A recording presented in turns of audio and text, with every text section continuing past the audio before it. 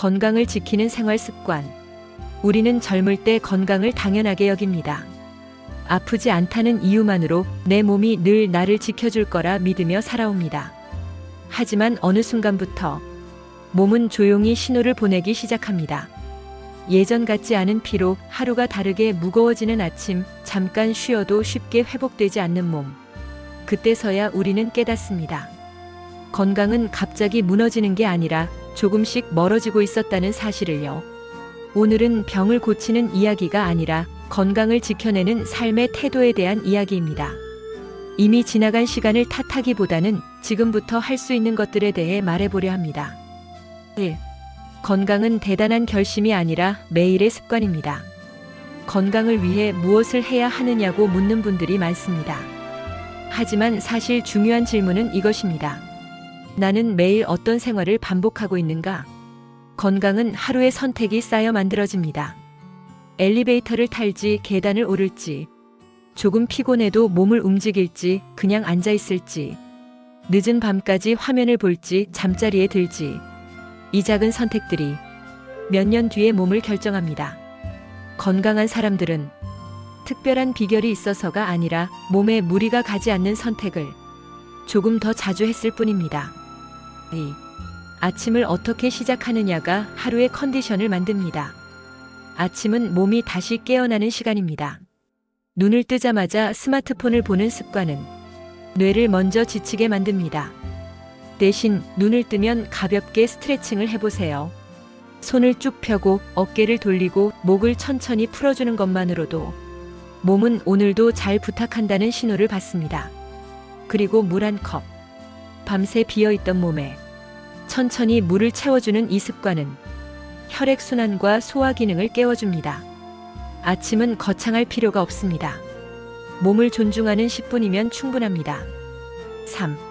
잘 먹는다는 것은 많이 먹는 것이 아닙니다. 예전에는 배부르게 먹는 것이 건강이라고 생각했습니다. 하지만 지금은 다릅니다.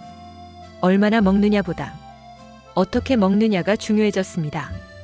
특히 나이가 들수록 과식은 피로가 되고 자극적인 음식은 회복을 늦춥니다. 음식을 먹을 때 천천히 씹어보세요. 속도가 달라지면 몸의 반응도 달라집니다. 배가 부르기 전에 숟가락을 내려놓는 연습, 이것만으로도 몸은 훨씬 가벼워집니다. 4. 움직이지 않으면 몸은 먼저 굳어버립니다. 운동해야지라는 말은 대부분 부담으로 들립니다. 그래서 시작하지 못합니다.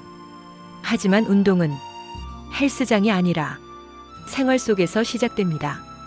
하루 20분 걷기, 집안에서 하는 가벼운 체조, 의자에서 일어나 몸을 한 번 더 펴는 습관.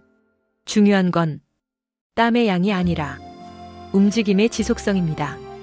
몸은 쓰면 쓸수록 나를 더 오래 데려갑니다. 5. 잠은 선택이 아니라 회복의 시간입니다. 잠을 줄이면 하루를 더 쓸 수 있을 것 같지만 실제로는 반대입니다. 잠이 부족하면 몸은 회복하지 못한 채 다음 날을 버티게 됩니다. 특히 시니어에게 수면은 약보다 중요한 건강 습관입니다. 잠자기 전 자극적인 뉴스나 복잡한 생각 대신 오늘 하루를 정리해 보세요. 오늘도 잘 버텼다. 이 한 문장만으로도 몸은 편안해집니다. 6. 마음이 지치면 몸도 함께 무너집니다. 건강은 몸만의 문제가 아닙니다. 마음이 오래 긴장 상태에 있으면 몸은 반드시 신호를 보냅니다. 혼자서 다 감당하려 하지 마세요. 말로 풀어내지 못한 감정은 결국 몸으로 남습니다. 하루에 한 번 마음을 쉬게 하는 시간을 가져보세요. 차 한 잔, 조용한 음악, 창밖을 바라보는 시간. 이 짧은 여유가 몸을 오래 지켜줍니다. 7. 건강은 나를 아끼는 태도입니다. 건강한 사람들은 자기 몸을 혹사시키지 않습니다. 무리하지 않고 비교하지 않고 남의 속도에 자신을 맞추지 않습니다. 이 정도는 괜찮겠지라는 말보다 오늘은 여기까지면 충분해라는 말이 몸을 살립니다. 건강은 참는 게 아니라 돌보는 것입니다. 건강은 언젠가 챙길 일이 아니라 지금 지켜야 할 일입니다. 오늘의 작은 습관 하나가 내일의 병원을 줄이고 앞으로의 삶을 편안하게 만듭니다. 지금 이 순간 당신의 몸은 여전히 당신 편입니다. 조금만 더 아껴주고 조금만 더 귀 기울여 주세요. 그것이 가장 확실한 건강 비결입니다.